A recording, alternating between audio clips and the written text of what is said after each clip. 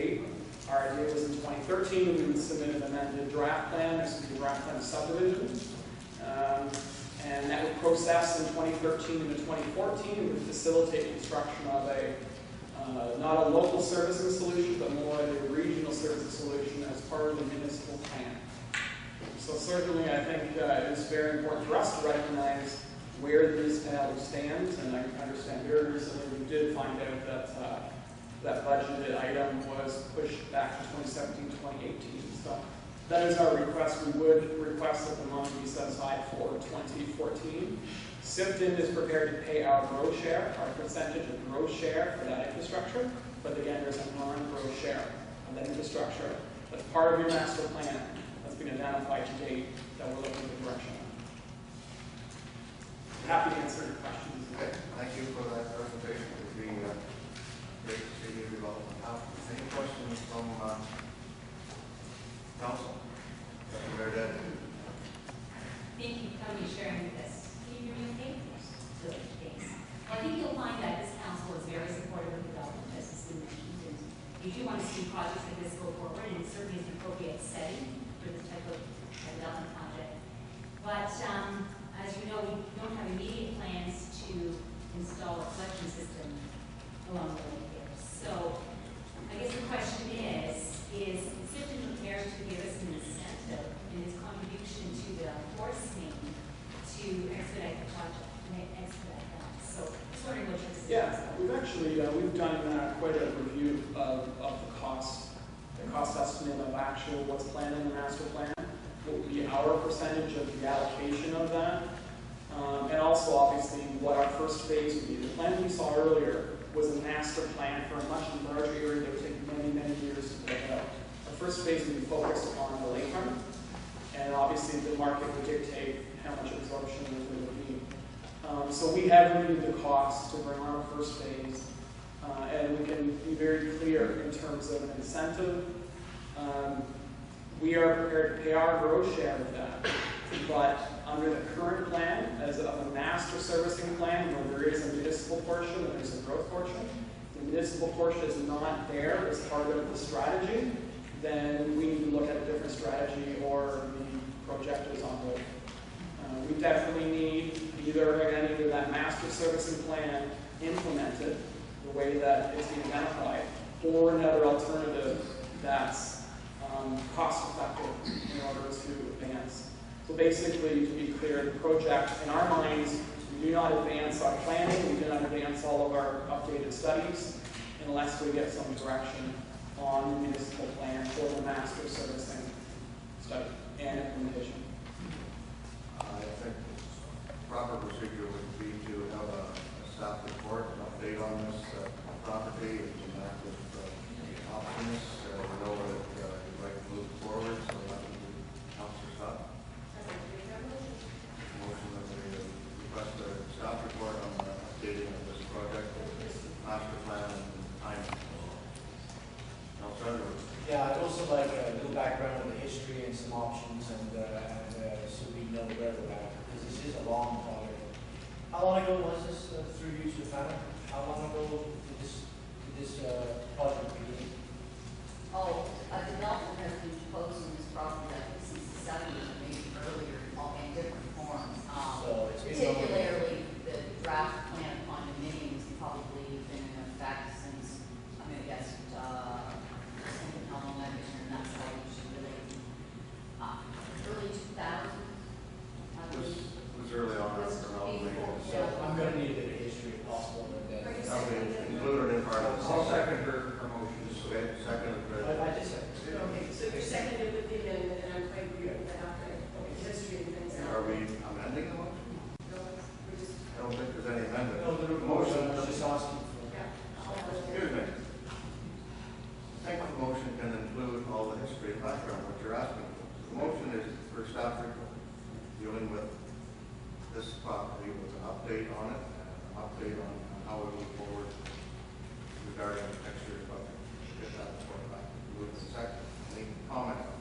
Yes, I had some exchange with staff this week, and they're aware of these questions, but I just want to share with the public and read into the record as well. I asked several questions which were brought to me by the public as well, and first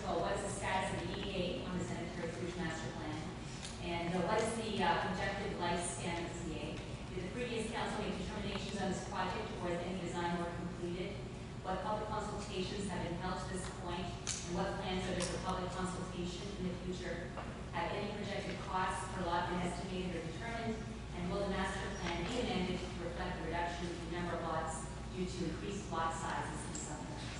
So I'm trusting that, as Martin has said as well, that these various details will be covered in the report. Pass those questions along to They the, do have okay. Okay, any other questions regarding the delegation or the motion? All in favor? Carried. Thank you. We'll get item 6.2, it's 610, Mr. Roy Merkley from Grand Bend, is a request of Master Shores declared the province that we are not a willing host for industrial and wind turbines. By that, Mr. Merkley to come beyond the bar, within the bar, speaker, right? First of all, I'd like to thank Council for allowing me to come before you tonight on this issue of industrial wind turbines. I'm sure everybody's sick to death of it, but nonetheless, with such major concerns around this thing, giving up is not an option.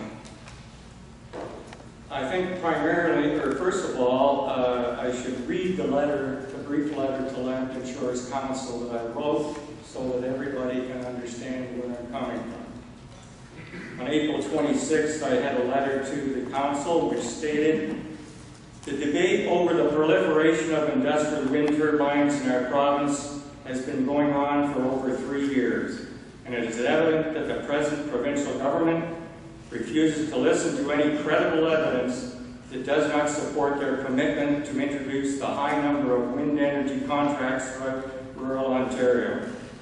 They seem to be ramming their agenda forward no matter what, offering the same old misguided rhetoric to support their actions. If one takes the time to investigate the historically high degree of opposition to these turbines, both here in Ontario and elsewhere in the world, you would find a multitude of sound reasoning showing that a serious mistake is being made by our current provincial government. The opposition party has tried many times to introduce some tempering of the wind turbine policies, but to no avail.